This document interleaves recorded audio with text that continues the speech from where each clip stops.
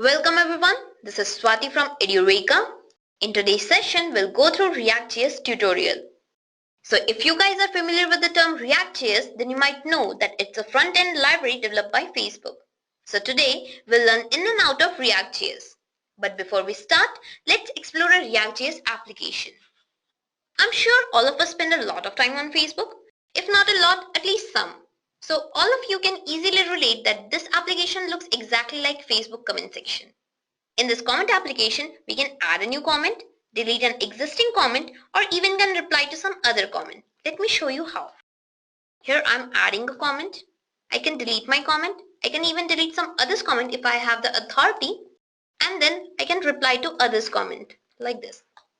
Perhaps you would have noticed whether I'm adding or deleting comments, only that section is getting updated instead of the entire page. So what I'm trying to say is that we do not have to reload or refresh the entire application to see the updates. So how exactly is this happening? Well, this is the magic of ReactJS, and that is what we are going to learn today. But here, some of you might ask that why ReactJS when there are so many other frameworks available out there? To understand this, let's take up Facebook as example. So let's go back to the year of 2009-2010 when Facebook used to look somewhat like this. If you guys remember, during this time, you had to repeatedly reload the page for new updates. At the back end, the Facebook was using the traditional data flow. As you can see from this diagram, the data came from various sources like the initial data, the real-time data, or the user input data. Now this data was passed to the dispatcher, then to the store, and then ultimately came to the view. Now view is the part where the user is actually interacting with the application. And being a user, whatever you see on the browser as a web page is the view itself. So if there is a change in data from any of these sources from the backend, in order to reflect those changes on the view, you have to refresh the entire page and then it's seen by the user. This surely was not user-friendly, and moreover this traditional data flow had some drawbacks, like it used the DOM. Now what is a DOM? DOM stands for Document Object Model. It is an object that is created by the browser each time a web page is loaded. What this DOM did was, it can dynamically add or remove elements from a web page at the backend. But each time it did that, the browser had to create a new DOM object for the same web page. This led to more memory consumption, which ultimately made our application slow. Let's take another example to understand this. Suppose this is our application in which we have 4 blocks. 1, 2, 3, 4. Suppose there is a change in block 1 from the backend. But in order to see those changes, we had to reload the entire page and then only we can see the changes. Now as you can see, after reloading, the 1 became 101. So guys, this is where the ReactJS comes into the picture. With React, our entire application is divided into various components. Now, each time data is added, it will automatically update the specific component whose state has actually changed. So, if we have change in block 1, it will automatically change the block 1 only without reloading the entire page. This reduced our page reloading task, and because of this, the UI became more user-friendly. Moreover, the React uses a virtual DOM instead of the real DOM, which makes our applications lighter and faster. Now, what is virtual DOM? We'll understand it later in this tutorial. For now, let's see how React changed Facebook's UI. So, Facebook started implementing ReactJS in its newsfeed section since 2011. After this, its UI became more user-friendly. Now, whenever new updates gathered, a new stories button popped up at the top of the page. Now, clicking on this button will automatically reload only the newsfeed section without even touching the rest of the page. This drastically improved the application's performance. So, what changed at the backend? At the backend, it still used the traditional data flow. But now, instead of loading the entire page again, what React did was, it blew up the previous view, rendered the components with the updates, and then placed the new view in place of the old one. This was possible because unlike other frameworks, React don't have any explicit data binding. In React, the only thing we have is a render function which gets called once for each component. In this render function, we tell how our component will look like at any point of time. Then this render function returns a representation of our view. Since the components can compose other components, the render function gets called recursively, resulting in building up the whole view. So now that you have understood that why we use ReactJS, let's now proceed with our tutorial. Before we start off, let's take a quick look on today's agenda. Today, we'll first understand what exactly is ReactJS, and then we'll find out some of its major advantages. Then I'll show you how to install ReactJS on your systems. Once we are done with the installation, we'll start coding with ReactJS by taking up a simple program of Hello World. Then we'll jump onto the various fundamental concepts which all lie behind ReactJS. So without any delay, let's take up our very first topic, that is, what is ReactJS? As I have already told you that ReactJS is an open source JavaScript front-end library that is used to develop interactive UIs. Though Facebook was using it since 2011, but it was introduced to the rest of the world on May 2013, and later on March 2015 it was open sourced. Moreover, the ReactJS is concerned with the components that utilizes the expressiveness of JavaScript along with the HTML-like template syntax. That is, it combines the features of JavaScript and the HTML and then provides us a dynamic language. It is basically the view in MVC, that is the model view controller. It is not concerned with anything except for the view, that is, it handles the representation of our web page at any point of time. But what aspects make it handle our dynamic view so effectively? Let's proceed further and find out. Well, React has three main aspects. First, it uses the virtual DOM. Second, it has one-way data binding. And third, it provides a server-side rendering. Let's now discuss them in details. The first is the virtual DOM. So, as I've told that it uses the virtual DOM. Now, many of you might be wondering that what is a virtual DOM and how it is different from the actual DOM. Well, like an actual DOM, the virtual DOM is also a node tree that lists the elements and their attributes and contents as objects and their properties. React's render function creates a node tree out of the React components and then updates this tree in response to the mutations in the data model, which are caused by various actions done maybe by the user or by the system. Now, this virtual DOM works in three simple steps. First will be, whenever any underlying data changes, the entire UI is re-rendered in the virtual DOM representation. After this, the difference between the previous DOM representation and the new one is calculated.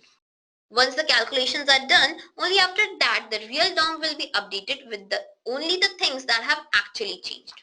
You can think it as a patch, as the patches are applied only to the affected area. Similarly, the virtual DOM acts as a patch and is applied to the elements which have actually updated or changed in the real DOM. This makes our application faster, and moreover there is no memory wastage. Unlike other frameworks, React follows the unidirectional data flow. Let's now move on to our next aspect, that is one-way data binding. Unlike other frameworks, React follows unidirectional data flow or one-way data binding. As you can see from this diagram, in whole of the process, the data is flowing in the same direction.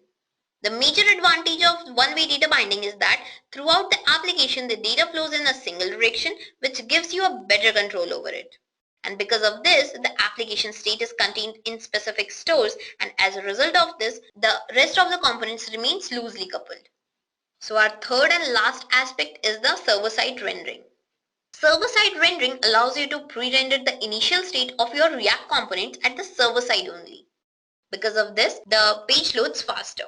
With the server-side rendering, the server's response to the browser is the HTML of the page that is ready to be rendered. Thus, the browser can now start rendering without even having to wait for all the JavaScript to be loaded and executed. All of these features together makes ReactJS a powerful and robust language which provides us with some major advantages like, because of the use of virtual DOM, the application's performance increases. Moreover, it can be used on client as well as server side. The React's JSX file increases the readability of the code, so it becomes easy to debug and maintain. And lastly, the ReactJS can be easily integrated with frameworks like Meteor or AngularJS. So now that we have already understood that what is ReactJS and what are its advantages, let's now proceed to its installation. Well, installing ReactJS is very easy. You just need to add the ReactJS dependencies to your code and then you are good to go. You can add these dependencies either directly from online repositories or you can also download them and then add them to your project folder. As you can see from this code, I have added the dependencies here from the online repositories. Now, let me show you how to add the dependencies after downloading them. For that, you need to go back to your project folder. So now this is my project folder. Inside this, I will be pasting all my dependencies. For that, I'll go to my downloads. Here I have already downloaded the dependencies. I just have to copy this and then I'll go back to my project folder and paste them here like this. So inside this, I have all my dependencies, which all I need. So now to start coding with React, you can use any text editor or any IDE you want. So here I'm using the WebStorm IDE. Here inside my project folder, you can see that I have already all my dependencies. So now what I'll do, I will create one HTML file here. Let me name it as index. Now in this HTML file, we have to provide it with some title, like I have given it demo. Okay, so now inside the head of this file, now we have to tell that we have the dependencies. So using the script tag, we will add the dependencies one by one. So let me see the source, and my dependency source is the build folder. In this first dependency which I need to add is the react.min.js. Now this is the main React dependency that you will need. Like this, I have to add the rest of the dependencies. Okay, so now I'm done with adding my dependencies. So next thing what I have to do is I have to create one division. I have to create one division so that I can display my React code over here. So I will give this division one ID as well. Okay, so here I have given the ID as content. So for now we are done with this HTML file. Now we have to create one ReactJSX file. So for that we will create one file. Let me name it as script.jsx. So this JSX file is the file in which we will add all the React code. Now JSX is a type of syntax that you can just type and it's very easy to understand. In React, as you know, that everything is a component and each component needs a class to survive. So first we have to create a component and then provide a class for it. So let me just create one component. Okay, so as you can see, I have created one component named my component and then I have created one class. So now I have created one component with the name my component and then I have provided one class for it to survive. Now inside this class, I will be adding all the functions and the attributes that my class is going to do. So now each component has one render function which returns an HTML representation. So here we'll add the render function which will contain what we want to display. So since we are going to return the hello world just, so here first let me just create the render function. So render, this is a function. Okay, since this will be returning an HTML representation, so inside the return I have to write, okay, we are returning only the hello world, so I'll write hello world. Okay, so just save it. So now we are done with creating our component. Now you have to tell React that you want this component to be displayed over here. So for that, okay, so here we are calling the render function of React DOM. Now inside this function, I'll tell that I want my component to be displayed on the HTML page. So for that, I will fetch it by its ID. So I'll call document.getElementById by ID, since we have given the ID and its ID is content. Okay, so now here we are done with our JSX file.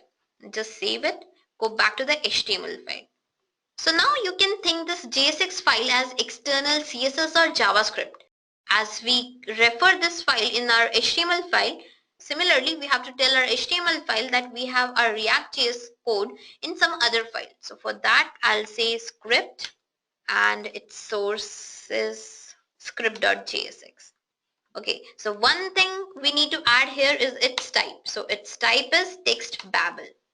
Okay, now we are done with both of the files. Now what I need to do is just run this file. So now you can see that hello world it's showing. That means we have successfully compiled our program. And this is how the React.js is working.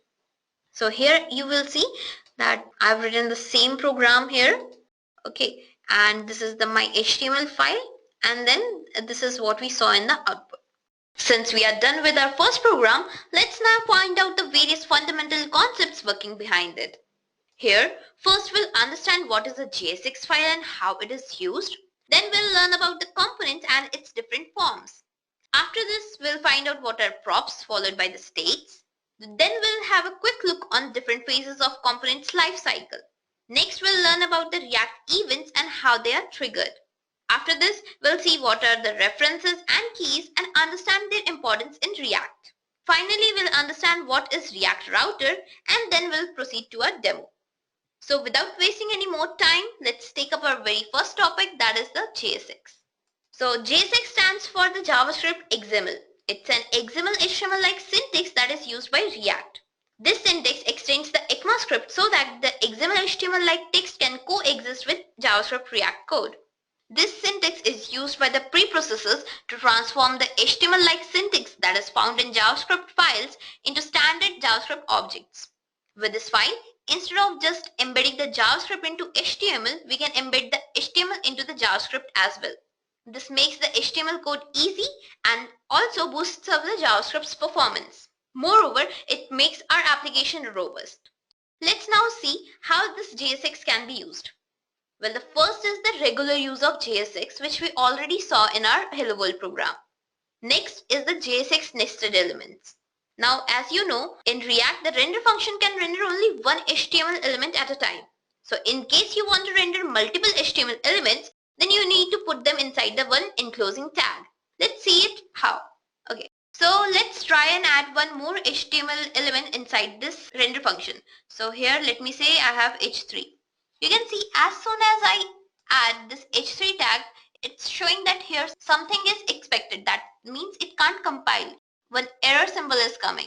So that's why we need to include this inside one enclosing tag. So I'll be using div here. So let me say div.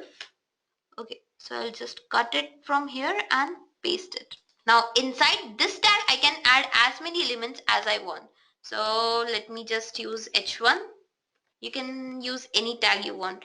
So just okay. So now inside this I'll say Edureka. I'll just save it, go to my browser. Okay, here you can see Edureka and Hello World. So this is how we can use multiple HTML elements inside our JSX code. So the next is the specifying attributes. You can always make your code beautiful by adding the attributes to it. Let's see it how. So inside this, what you need to do, you have to create one variable with the CSS element. So here I'll say that I have a variable, let me name it styles, and I'll just say that in this the color will be, okay, let me say the color is red. Okay, so here I will add this styles as a style to my HTML element. So like this style, I'll say it will follow the styles. So now the entire division will be in red. So just save it, go to the browser and reload it. Now you can see everything is in red. You can specify style for a single element as well. So you just, let's just say that we have styles 2, and here let me say the color is yellow. Okay, and I'll say my h1 tag will come in yellow color. So I'll say that it will follow the style 2. We just save it, go back to the browser and reload. You can see the Edureka is in yellow color. Okay, so this is how our attributes work. So the next is embedding JavaScript into JSX. As in normal HTML, we embed the JavaScript expressions. Similarly, here also we can add the JavaScript expressions directly into the code. Let me show you. Okay, I'll go to the ID and I'll just say, I'll take one h3 tag, and inside I'll say just sum is something. I'll throw in some random numbers over here. So let me just say, save it, go back, and here it will give me the sum. So the sum is 13. So like this we can use JSX in different forms. Okay, so here we are done with all the uses of JSX. Let's now move to our next topic, that is the component. Since the beginning I'm saying that in React everything is a component. So now let's find out what actually this component is. To understand this, let's again go back to Facebook. As you can see, this is a Facebook page. Now this page is divided into various components, like this is a component, this is also a component, and again this is also a component. Like this, there are many more components over here. Since in React, everything is a component and each component returns a DOM object, it results in splitting up the entire UI into various independent and reusable pieces. To understand this better, imagine the entire UI as a tree. Here, the starting component becomes the root and each of the independent pieces becomes the branches, and which are further divided into sub-branches. Now, this pattern keeps our UI organized, and moreover, it allows the data and state changes to logically flow from the root to the branches and then to the sub-branches. Moreover, the component can always refer to other components. Let's see how this is happening. Okay, so here I have one component named my component. So let me just create few more components over here. For this, again, I'll use the variable and let me name it as header. So here I'll call the react.create class. So inside this, again, I'll create one render function. Now what I want, that this render function should return me just one HTML representation to show that this is my separate component. So therefore I'll just simply write return, and I'll put one h2 tag over here, and I'll say that this is header component. Okay, like this. So I'll create one more component like this. So for that, I'll just copy this and I'll paste it up here, and I'll change its name to footer. Okay, and here it will say this is footer component. So now how I can refer these components from my component? For that, I just need to go inside the enclosing tag, and here I'll just say header, and moreover again I can just say footer, like this. Save it, go back to your browser and reload. So this is how our components work. We can call one component from other component, as we have seen. Okay, I hope this thing is clear to you. Now let's go further in our PPT. Okay, so here a valid React component can always accept a single object argument and then produce a React element. Now these are called the functional elements, as they are literally the JavaScript functions, as you can see. So here we are calling one handle click function. Now whenever this function is called, it will always return us one HTML representation. So that's why these are called the functional elements. On addition to this, we can simply define a component through JavaScript. As you can see, here we are creating one function which is named prop demo. It is accepting one props and then it is returning one HTML representation. So this is how the components work. Moving further in this, the components in ReactJS can be in two forms, the stateful and stateless components. The stateful components are those components which remembers everything it does, whereas the stateless components are those components which doesn't remember anything it does. So let's now discuss these components in detail. So first we have the stateful component. These are the core components which store information about this component state in the memory. Now these components can change the states as well. They contain the knowledge of the past, current and future possible changes in state of the component. In case there is a change in state, they will always receive the information from the stateless components. Thus, these components are called the smart or active components. Next, we have the stateless components. These are the stateless components which always calculates the internal state of a component. They can never change the state. Moreover, they do not contain any knowledge of the past, current, as well as possible future changes of the state of a component. These stateless components provide the referential transparency. That is, for same set of inputs, it will always generate same output. Thus, these components are called the dumb components. Now, I hope you have the fair understanding about the components. So now, let's move on to our next topic, that is props. The simplest way of describing props would be to say that they function similar to HTML attributes. These are the read-only components which provide configurational values. Thus, by using the props, we can always pass data from parent component to a child component. Whenever the component is declared as a function or a class, it must never change its props. All such components are therefore called the pure functions.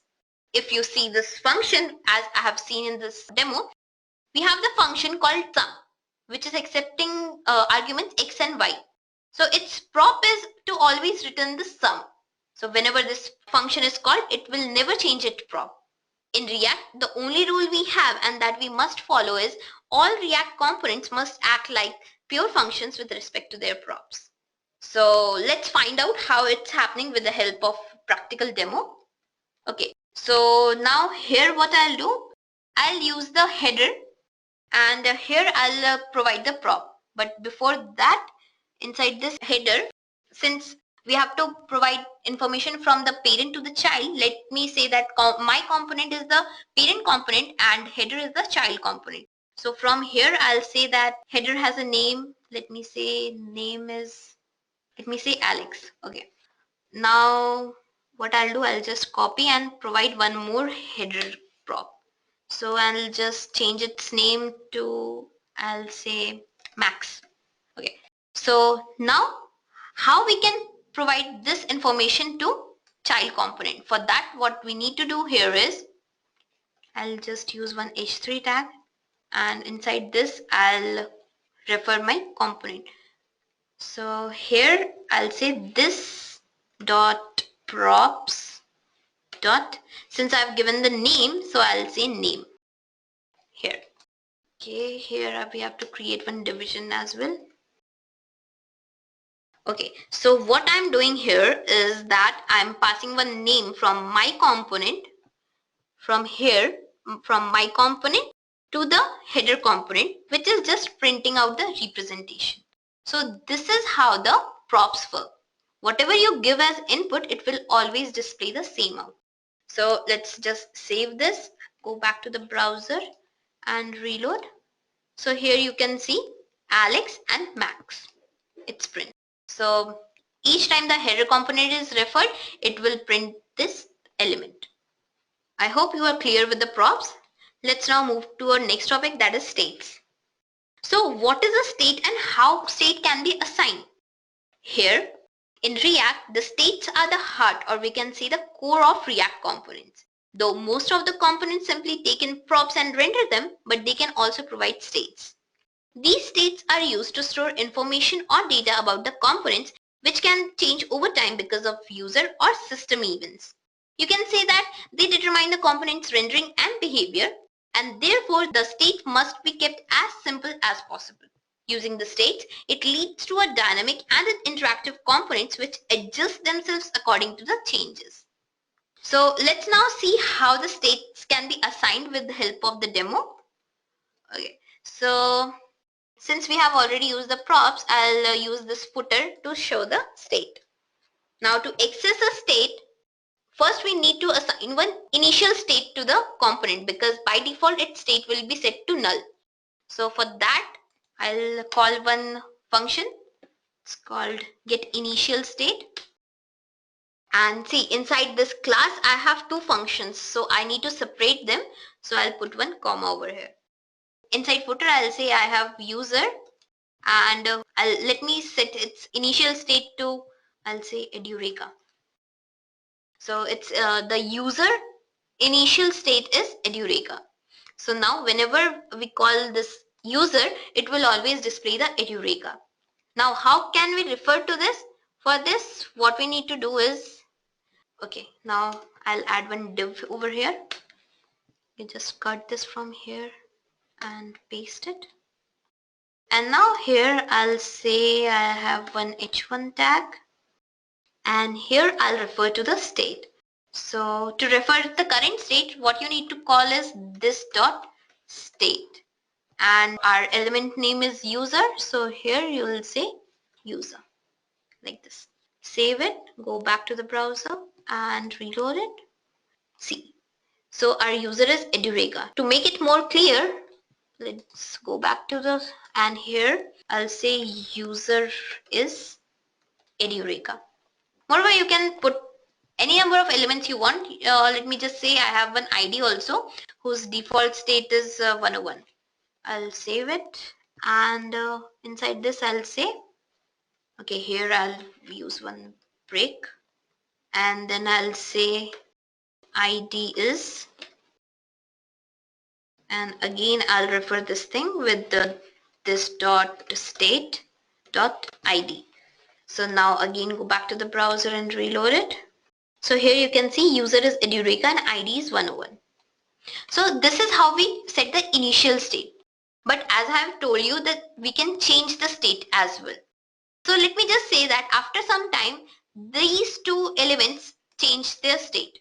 So in order to do that, what we have to do is we need to call one other function which will automatically change its state after, let's say after 2 seconds, it will change the state. So I'll call the set timeout function and it will automatically after 2 seconds, let me say that 2 seconds, it will change the state. So I'll write 2 seconds and after 2 seconds, it will call one function. So let me write that function as well. Okay, so now inside this function, I'll call this dot set state inside set state. So inside this state function, what I'll say that my username should change from Edureka to, let me say, Swati, and my ID should change from 101 to, let me say, 303. Okay, so let's now just save it, go back to the browser and reload this. So now you can see the user is Edureka and ID is Swati. Okay, let me just go back and I will increase its time to, let me change it after 5 seconds. So here, okay, so let's now see. So here the user is Edureka and ID is Swati, but after 5 seconds it will automatically update to Swati and 303. So this is how the React works. It will automatically update the DOM manipulations for us, and because of this the applications become extremely fast. So the state is mainly used if the component has some internal value and moreover which doesn't affect any other component. Then only we can use the states. So I hope you guys are clear with the state. Okay, so let's move to our next topic, that is life cycle of the components. So React provides various methods which notifies when a certain stage of life cycle of a component occurs, and these methods are called the life cycle methods. Now these methods are not very complicated. You can think these methods as the specialized event handlers which are called at various points during a component's life. You can add your own code to these methods to perform various tasks. When we are talking about the life cycle is divided into 4 phases. They are the initial phase, the updating phase, the props change phase, and the last is the unmounting phase. Now each of these phases contains some lifecycle methods which are specific only to them. So let's find out what happens during each of these phases. The first phase in the component's lifecycle is the initial phase or the initial rendering phase. This is the phase when the component is about to start its life and make its way towards the DOM. So in order to do so, all these methods are invoked in an order. So first method we have is the getDefaultProps. This method allows you to specify the default value of this.props. It gets called before your component is even created or any props from the parent are passed. Then next we have the getInitialState. Now this method allows you to specify the default value of this.state before your component is created.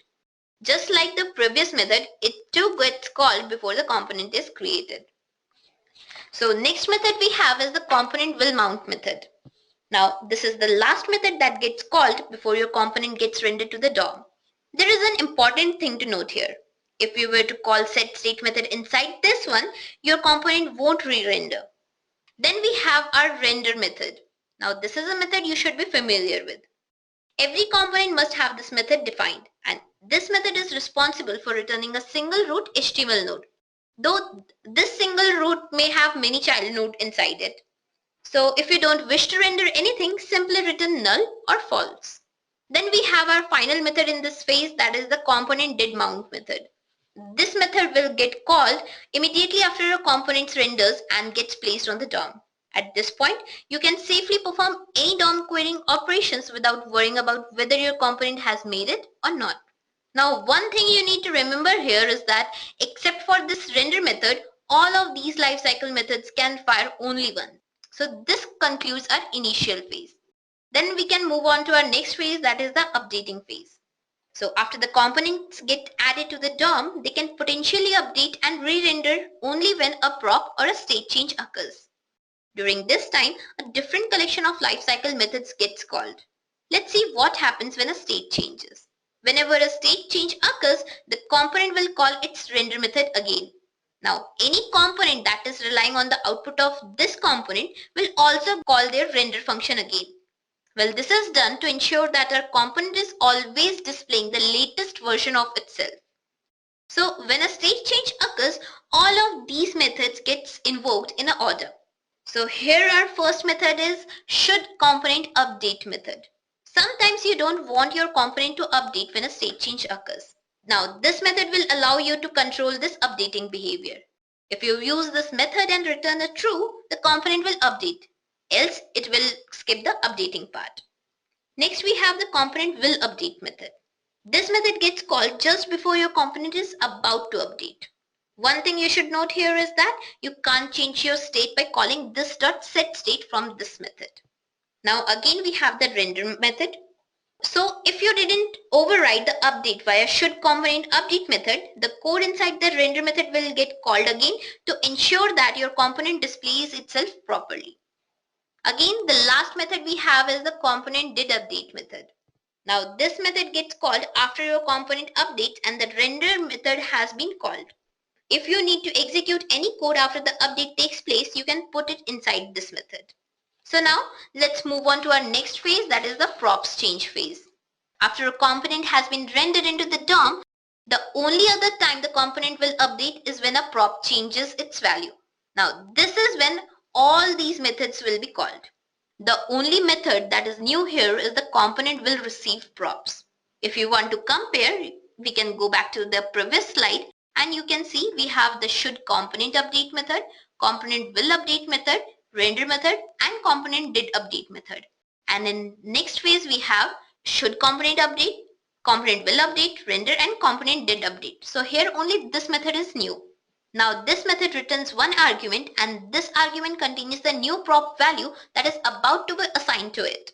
The rest of the lifecycle methods behave identical to the methods which we saw in the previous phase. So this is how the props change phase is completed. Now move on to our last phase, that is the unmounting phase. Now this is the phase when the component is destroyed and removed from the DOM. There is only one lifecycle method over here, that is the component will unmount method. You can perform any cleanup related tasks here, such as removing the event listener, stopping the timers, etc. After this method gets called, your component is completely removed from the DOM. So here we are done with all the phases of the component's lifecycle along with their methods. So now let's move on to our next topic, that is the events. Well, if you guys are familiar with HTML and JavaScript, then you might know that what are events. In React also, events are the triggered reactions to specific actions like mouse hover, mouse click, key press, etc. Handling these events are very similar to handling the events in DOM, but here are some syntactical differences. In React, the events are named using the camel case instead of using the lowercase. Moreover, in React, the events are passed as functions rather than the strings. Here the event argument contains a set of properties which are specific to an event. What I'm trying to say is that each event type contains its own properties and behavior which can be accessed only via its event handler. Moreover, in other UIs, one event handler is assigned for each event, which leads to more memory consumption and also makes our work tedious. But in React, the event handler is not attached to the DOM elements directly. Rather, it only uses the root event handler which is responsible for listening to all the events and then calls the appropriate event handler as per need. Let's now see how the event is created and triggered practically. So to make you understand, I'll be using one demo code here. Let me show you how it will be looking. So I'll show you how the events work by the help of this example. Here I have one bulb now and one button with me. So clicking on this button will turn on the bulb and again when we click it will turn off. So let's see how this is happening. For this, let's go back to our code. Okay, so now what I'll do, I'll leave this file like this and I'll create one more JSX file. So here I'll say event script.jsx. Okay, so now inside this file, what I'll do, I'll create one variable and let me just say its name as bulb. Okay, so again we'll call react.createClass, and inside this will first we have to mention our render function. Okay, now inside this render function I'll say that I have one image and just close it, and I'll say that it's coming from some source. I'll name that source later. Then we have one button over here. Okay, so I forgot to put it inside the division. So here div, just cut it and paste it over here. Okay, so it's fine now. And now I'll add one button over here. Okay, here I'll say that this button, on clicking this button, something happens. So what will happen, I'll write it later. For now, let me just name it as click me. Okay, so here we have one button, clicking on which it will do something, and here is one image which will be shown. Okay, so here we are done with the render function. Since we want on our HTML page, we want one button plus one bulb. So here we have described both of the things. Now we have to set one initial state for our bulb status.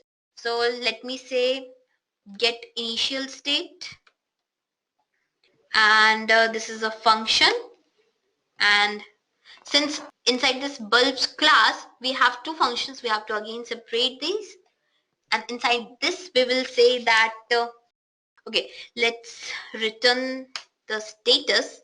Let me set the status first. So I'll say the bulb status is, by default it's false. So now inside this I have to add two images as well, because on the page we are displaying the images. For that I'll go to my downloads. Okay, here I have already downloaded two images. I'll copy them, come back to my project, and here I'll say that I need one directory and I'll name it as image. So now inside this I'll just paste them. Now here you can see I have both 1 and 2 image. So this is the initial state, but now we want that on clicking this button, something should happen. So let us create one function to tell what exactly will happen on clicking the button. So for that I'll say that we have one function named switch. So this is a function, again separate it. So now this function will change the status from false to true and true to false, because we want on each click the status should change. So here what I'll say is this dot set state.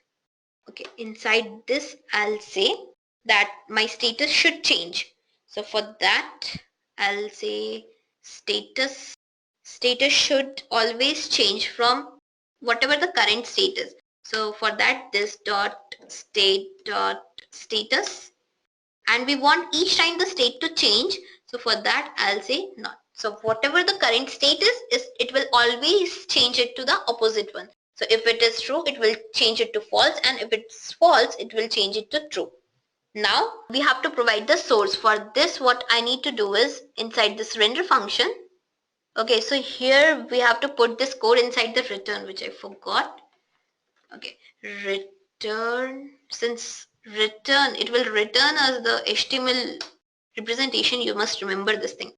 Okay, so now inside this one, what I'll do, I'll say I have one variable and I'll say disp bulb, means display bulb.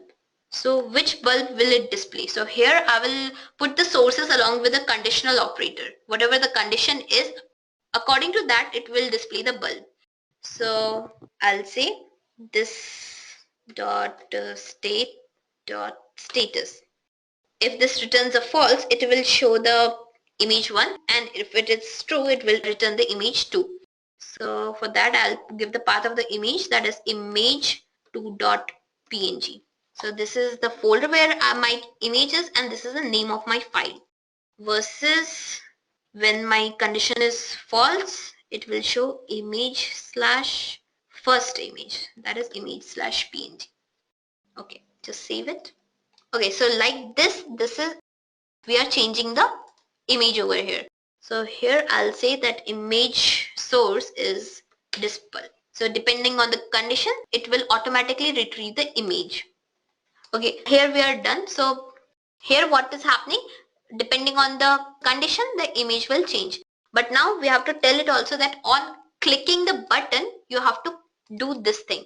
So for that, here I'll say that this dot switch, that whenever I click on my button, then switch function should be called. So for that, I have written this dot switch. Here we'll call the React DOM dot render. Okay, and inside this I'll say that grab this bulb component and display it over the HTML page whose ID is content. So here we are done. So save this, go back to the HTML file and tell it that our JSX file is now eventscript.jsx. So just save this now and run it. Now you can see we have a bulb along with a button. Now clicking on this will turn this on, and again if we click, it will again turn off. So this is how the events are created in React. So now I hope that you can create your own events. So let's take up our next topic, that is refs. Ref stands for the references. Now in React, a parent component can interact with its child components only through props.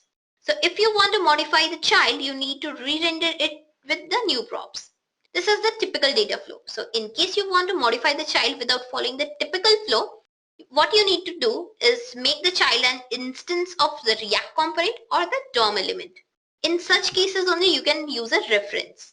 Now the ref attribute makes it possible to store a reference to a particular React element or a component returned by its component's render function. Now this can be valuable when you need to reference it from within another component or render function. As you can see here, one of my render function is returning one reference which is then used by another component's render function. So let's now see how this works practically. So here I'll go back to my code. Here what I'll do, I'll create one more script file because I don't want to confuse you guys with all these stuff. So here I'll create one more file and I'll just name it as refscript.jsx. Okay. So what I'll do here, I'll create one variable. Let me name it as ref component. And again, I have to create one class. For this, I'll call react.createClass. Okay, so inside this, I'll be putting my functions. So here, first of all, I have to create one render function. So this render function will always return me something. Okay, so here, let me create one division first. So what here I'll do, I'll create one input text box along with a button. So inside this text box, you have to type your name, which I'll take and display it back to the web page. So how we can do it with help of reference, we'll see. So first, let me say that I'll use one h2 tag here and I'll say the name. So here inside this, I'll create one input element. Okay, so its type will be text only, and next I'll create one button for this. Let me say click. That's it. And here, whenever we click this button, something will happen. That is, it should retrieve the name from this input box and then display it. For that, I'll say that on click, it will do something. So for now, we are done with this. So how the references are created now? So here, whatever we get as input, I want this to refer by this method. So for that, I need to create one ref here. So here I'll say that we have a ref, and in this we have to take the input. So from here we'll grab the input.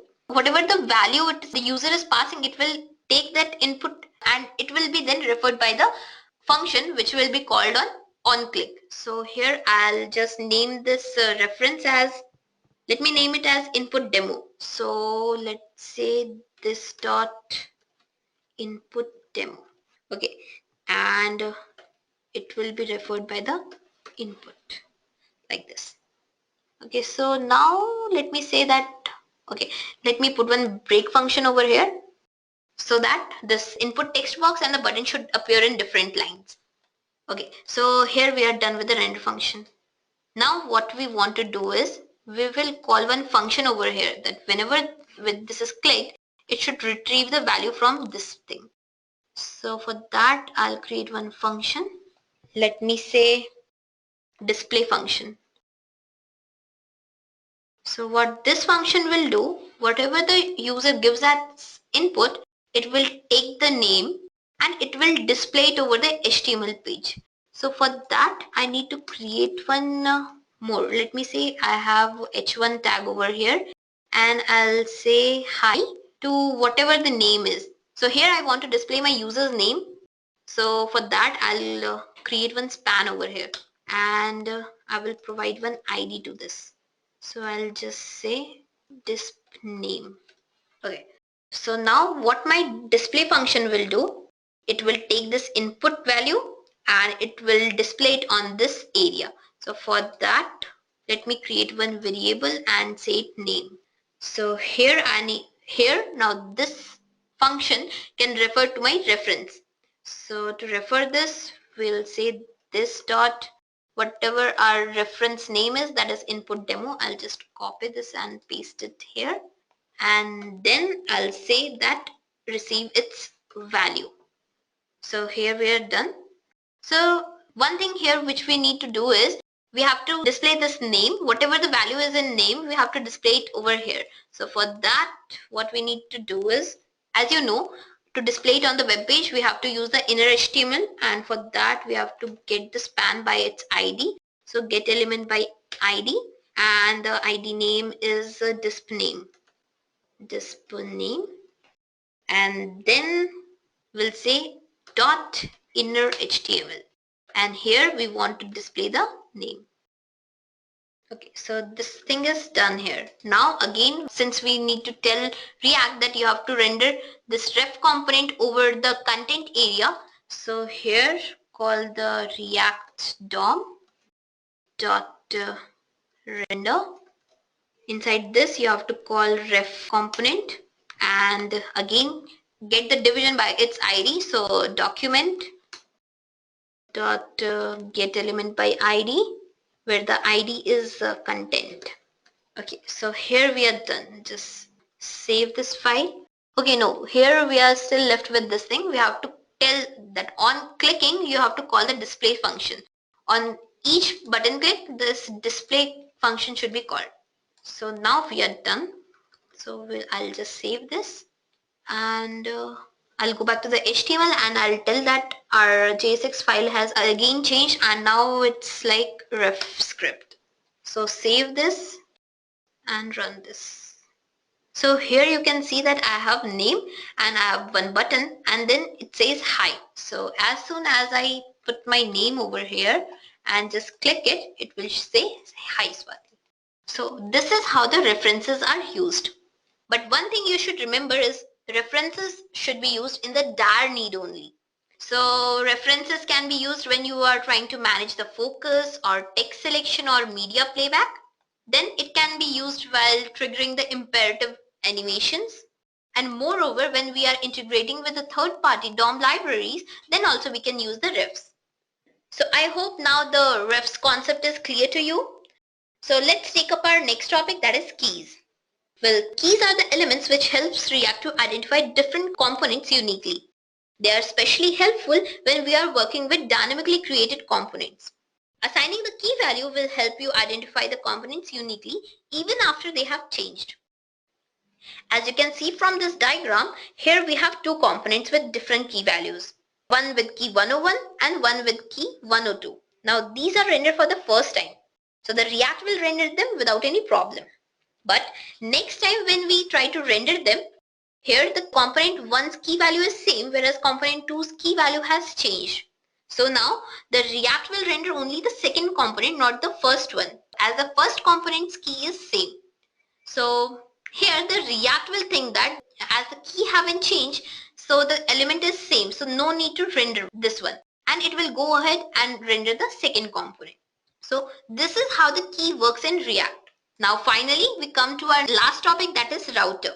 In React, router is a powerful routing library that is built on the top of React framework. Using the router, we can quickly add new screens and flows to the application. It keeps the entire URL in sync with the data that is being displayed in the web page. Moreover, it provides us some of the major advantages, like it can easily understand different views of the application. It can restore any state and view of the application just by using a simple URL. Along with this, it can efficiently handle the nested views and resolution. With React Router, the state of the components can be easily restored by the user himself just by navigating backward or forward. Moreover, by the router, we can maintain a standardized structure and behavior of the application. Also, it can do implicit CSS transitions while navigating only. So here we are done with our router also. I hope now you understand about React.js thoroughly. What it is, how it is implemented, and what all things we can do with it you know now. So I think you guys are ready to create one application with React.js. Thus, without any more delay, let's now find out the code behind our Facebook comment application which I used in the beginning. So if you guys remember, I showed the demo of this application. So now we'll see what are the codes which are working behind this application. Okay guys, so here we are with our code. So to save time, I have already created the HTML, the PHP and the CSS files, which all I am going to use in my application. And moreover, I have already downloaded the pictures also, so that I can display the profile pictures if you remember from that application. Okay, so this is our HTML file. I have included the dependencies here, and I have told that I have one script.jsx extension. So I'll be naming my JSX file as script only. And here I have added the CSS style sheet as well. So now next step, what we have to do is create the JSX file. So without any delay, let's get started with it. So inside this, as we were doing earlier, we'll create one script.jsx. Okay, so now inside this file, I'll be creating some components along with their functions, and these all components will be doing some or the other work. So here first we'll start off by creating the base. Means first we'll create one wall in which all our comments will be posted. For that, I'll create one component named wall form, and then inside this I'll be putting some functions like get initial state, means to set different states. I'll be setting different states inside this, and then finally I'll use one render function which will be displaying one text area. So without any delay, let's quickly start.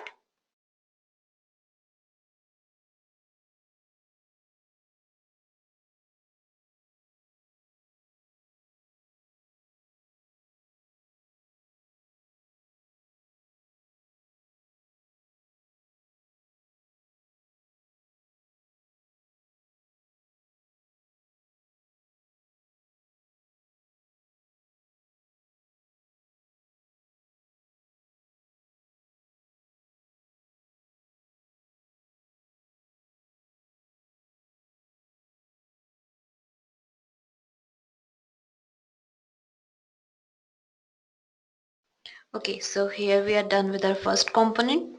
Now let's move on and create one another component, and let me just name it as where comment form. So now what this comment is doing, that it will accept all the new comments and it will at the back end process them and integrate them with this wall. So for that again we'll set the initial state and then tell that how many phases it will go through, and then we'll put it to the render function. So let's quickly do that.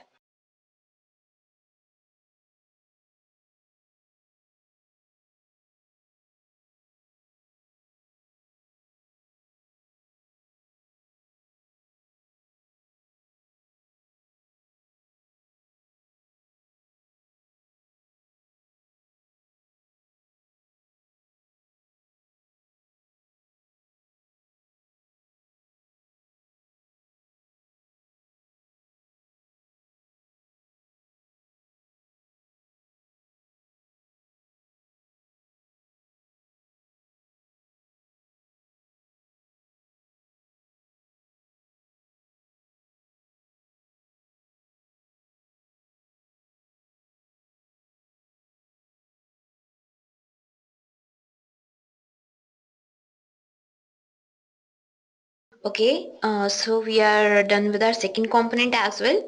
Now let's move on to our third component, that is where, let me say, comment grid.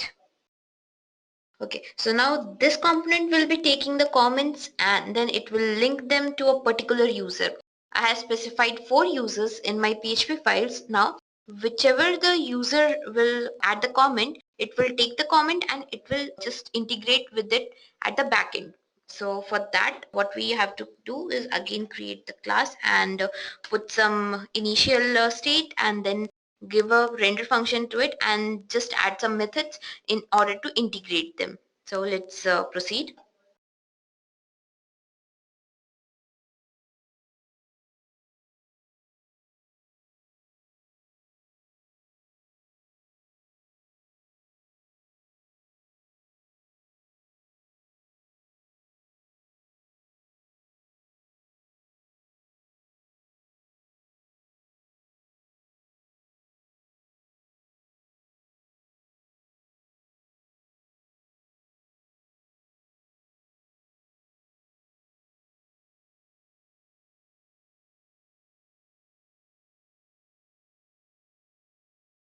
So here, as you can see, in this render function, we'll provide one division in which we'll place our comments along with its related profile pic.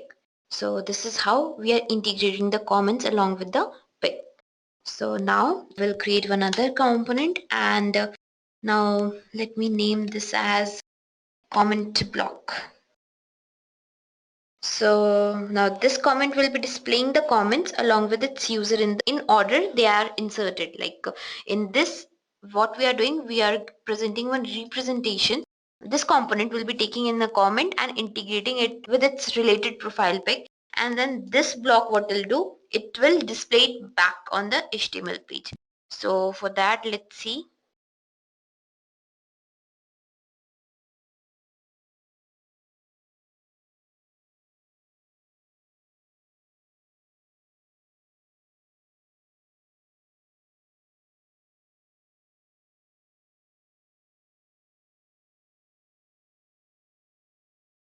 So now we are done with our comment block. So since this component is done, after this we'll create one more component and what this component will be doing is it will be responsible for updating our comment wall. Like whenever a comment is deleted or any comment is added, at that time this component will get activated. Since we are updating the wall on this, so let me just name it as wall update. Okay, so I hope you can understand what's going on. So let's just quickly create this component and see. Inside this component, we will have some functions and along with that, we will have the render function which will keep on updating the HTML representation. Like whenever the comments are updated, that is added or deleted, at that time it will assign the particular profile pic and link it with the component and then display it. So let's see how it's doing.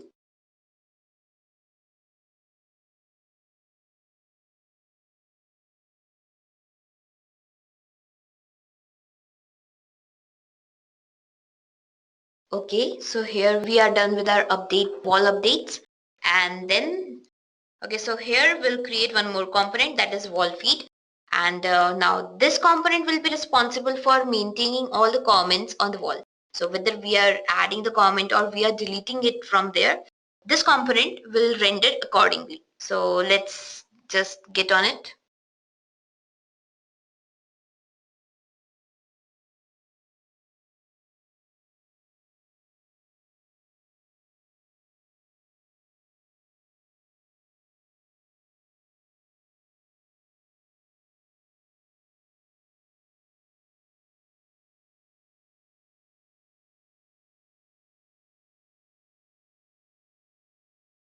Okay, so finally we'll create one final component. So this will be the component which will be triggering the render function. From this component, rest all the components will be triggered. So basically, this is the component which will be responsible for our view. So let's get started with this one.